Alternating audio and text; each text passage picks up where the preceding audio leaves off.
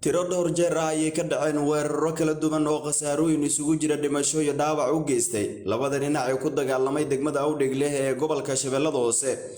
ciidanka Kumaandooska Gorgor oo ka duulaya weeraradaasi ayaa maanta waxa ay sameeyeen howlgallo ay ku xaqiijinayeen amniga guud ee deegaanada gobolka Shabeellada Hoose gaar ahaan degmada Awdheegle ee gobolkaasi.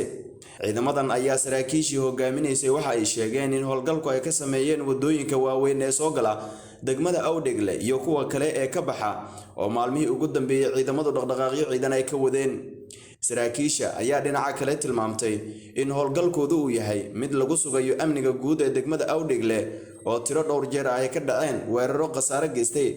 taliyaha ururka 3aad guutada 17aad ee Kumaandooska ciidanka xoogga dalka Soomaaliyeed Cabdi Maxamed Xasan Suulnuuge oo warbaahinta la hadlay ayaa sheegay in deegaanada gobolka ay ka socdaan howlgallo lagu xaqiijinayo amniga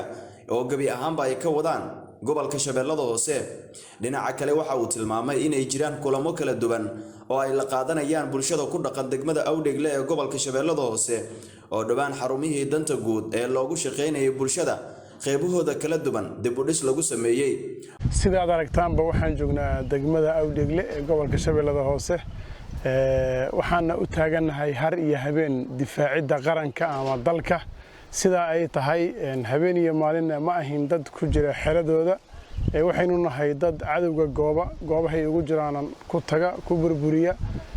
sida aad arkayseen ba habeen iyo maalinba waxaan soconaa hawdka waxaana ugu talagalnay sifaynta cadawga taana kama socoto degmada Awdheegle kaliya waxay ka socotaa goobaha ay ku sugan yihiin ciidamada qalabka sida xoogga dalka Soomaaliyeed. insha Allah dhawaana waxaan rajaynayaa inay soo afjarmaan cadawdiid nabadiidkan ay muxuu ahaa gambalkoodu dhacay ee lagu magacaabo qawaariijta al-shabaab. waadna aragtaan ama waad ka warhaysaan idaacadaha ama warbaahinada birahan dambaba goobihii loogu gala xataa waa goobo ay ayaga ku ba'aan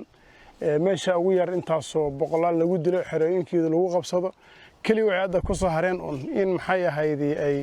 miina dhigaan iyo jidgoysmo yar oo gaaban awood sidaa u sii weyn ma lahayn. insha Allah waxaynu leenahay waqtiyada soo socda inaan gaari doono nabad biidnillah. maamulka degmada Awdheegle odayaasha dhaqanka siyaasiyiinta iyo qaybaha kala duwan ee ururada bulshada rayidka ah oo iskaashanaya ayaa wada dadaalo dib loogu soo celinayo xarumihii danta guud ee ay ku shaqeynayeen ciidanka xoogga dalka gaar ahaan maamulka degmada Awdheegle ee gobolka Shabeellada Hoose. deegaanada iyo degmooyinka ka tirsan gobolka gaar ahaan kuwa hoostaga degmada Awdheegle waxaa mararka qaar ciidamada xoogga dalka Soomaaliyeed ay ka sameeyaan howlgallo amniga lagu xaqiijinayo iyadoona ciidanka xoogga dalka xilligan ay ka wadaan gobolada dalka qaarkood howlgallo amniga lagu xaqiijinayo. inkastoo doorashooyin uu galayo dalka haddana waxaa socda dadaalada ay wadaan saraakiisha sare ee ciidanka xoogga dalka Soomaaliyeed.